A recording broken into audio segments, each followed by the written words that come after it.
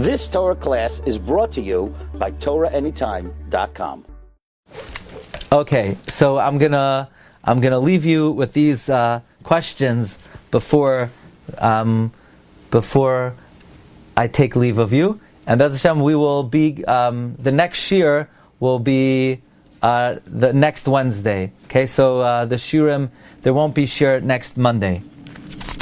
Just a few questions on the Parsha, Imponderables on the Parsha. In Parak Mem Hey Pasuk Aleph, Rashi has a very creative way to learn the pasuk. The pasuk says, Yosef could not contain himself to all that were standing there. Basically, Yehuda's pleading, he's begging, please, we can't, how could I go up to my father without Binyamin? And Yosef was becoming very emotional. If I would have explained what Parak Mem Hey Pasuk Aleph meant, that Yosef couldn't contain himself, I would have thought it meant Yosef was becoming so emotional he was going to break out crying. So he didn't want to cry in front of the officers of Mitzrayim. So he had to send everybody out so before he breaks out crying. That's not what Rashi says. Rashi says Yosef could not tolerate the fact that the Mitzrayim were standing there while his brothers were being embarrassed. So he said to the Mitzrayim, leave the room. If you read the pasuk, that's not simple pshat in the pasuk. Simple pshat in the pasuk is Yosef could not contain himself emotionally, and he was going to break down crying.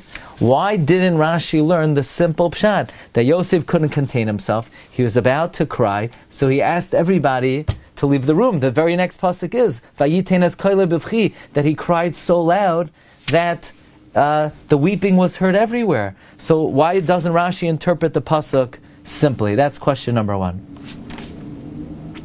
Question number two. You know, when Hashem comes to Avram and Hashem tells to Avram to do the Akedah, Avraham responds, Hineni.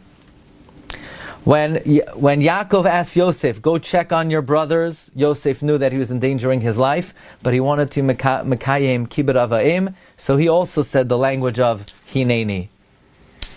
But it struck me interesting that when Hashem tells Yaakov, go down to Egypt, what does Yaakov respond? Yaakov also says the word Hineni. Vayomer lekim liYisrael b'maris halel. Vayomer Yaakov, Vayomer Hineni. Why does Yaakov use the word Hineni? The Rebbe Shem's not giving him a test. Hineni is by the Akedah. Hineni is when Yaakov tells Yosef to check on the brothers. Here all Hashem is telling Yaakov is, don't be afraid to go down to Mitzrayim. Why the expression Hineni? Okay. Next question.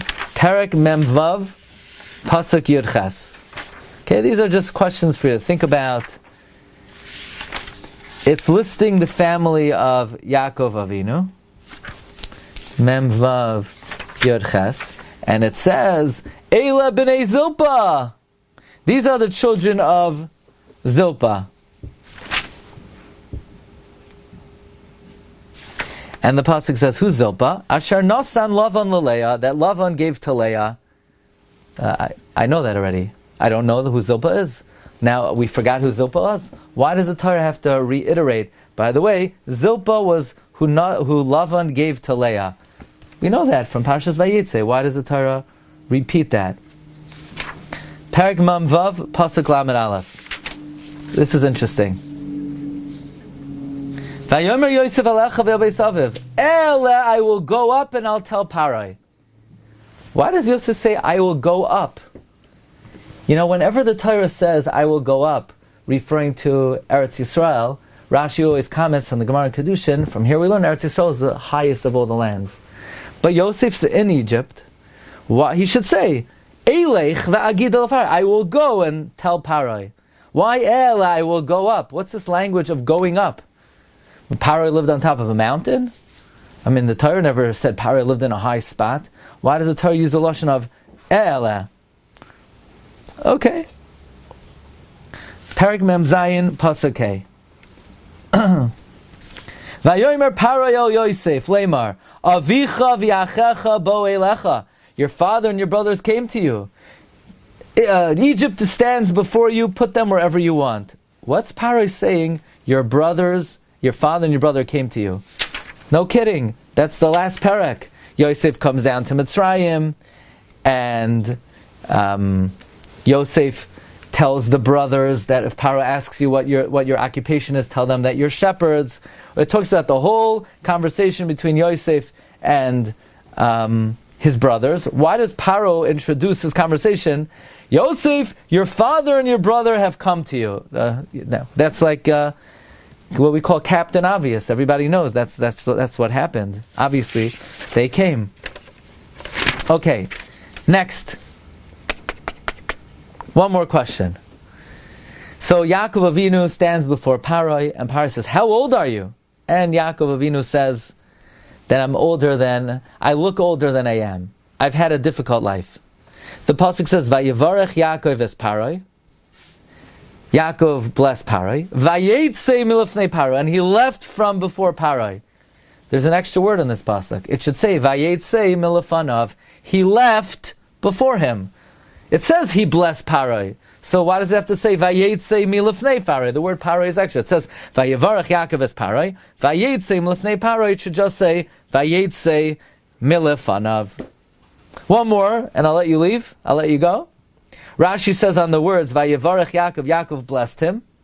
Rashi says, what bracha did he bless him? That when Paro approaches the Nilus should rise up to Paro. And from then on, every time Paro came to the Nilus rose up toward Paro. How does Rashi know what the bracha that Yaakov Avinu gave Paro? We know Rashi's modus operandi, Rashi's operating mechanism is, he's telling you pshuto shel mikra, the simple reading of the pasuk. He's not just citing midrashim, he's explaining to you what you need to know in order to read the pasuk. The pasuk says Yaakov blessed Paro. Where does Rashi see in this pasuk the blessing that Yaakov gave to Paro? I understand the Medrash tells this to us, and Rashi quotes the Tanchuma, but how in the reading of the pasuk does Rashi see that this was a blessing? The pasuk doesn't say anything. You have to say that the pasuk in pasuk Zayin already said Vayivarech Yaakov es Paro, and that Rashi interpreted that's just a greeting. That's just a greeting. You meet an important person, you give them a bracha. But then when Yaakov left, he gave him a bracha. That's not just a courteous goodbye, farewell. There must have been something substantial. So in other words, Rashi's bothered. You can't say that the second Vayivarech Yaakov is just goodbye, because we already had that greeting that you give a king. So therefore Rashi is forced to interpret there must have been some kind of blessing of substance. That's probably why Rashi tells us what it is. It still doesn't explain how Rashi knows exactly what it was. But presumably, that was the need of the country. Yaakov Avinu is greeting the king. The king's most pressing need was the famine.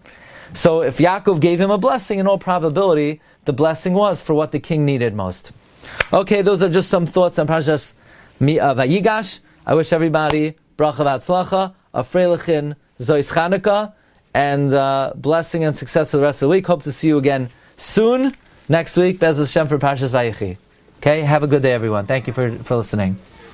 Amen, amen. Kol tov, everyone. Are you going to post on Rabbi? Yeah, Be'ez Hashem, yeah, we're going to, Be'ez Hashem, yes. Have a great trip. Thank you very much. Thank you. Amen. Thank you very much. Kol tov. Have a good day, everyone. Kol tov. You've just experienced another Torah class brought to you by TorahAnytime.com.